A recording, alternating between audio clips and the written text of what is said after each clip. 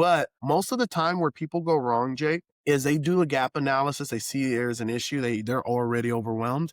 And guess what? They just throw fuel on the fire and they jump right in and start fixing stuff Mm, without having no fruition of what's coming, right? Because at this point, if you have not, going back to previous podcast episodes, if you have not set up the strategic vision and aligned those things correctly, then you're already just reacting. You're in a reactive state. Someone gave me this, now we're doing this, right?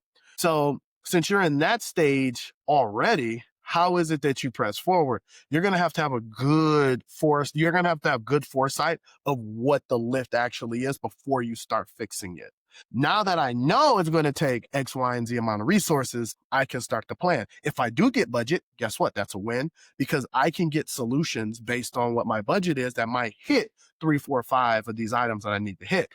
If I don't get budget, then now I can start looking at maybe there's some open source solutions, right? Maybe there's other resources that I could tap into. Maybe I need a managed service provider. Maybe that's what we need to do, right? There's a whole lot of other additional things that you can do from that point. But the first step is this is where we need to be. This is where we actually are. What do we have in our environment? Taking that inventory that Joe was talking about, and then underlying the last step in that is to say, all right, cool, now let's project plan this out step by step to see what this is going to look like over the time frame that's been given to us. Do not just take it as a team of 1 or 10 people and say, let's just run and go start doing these things, because if you don't do it strategically, you'll set yourself up for failure long term and potentially short term as well.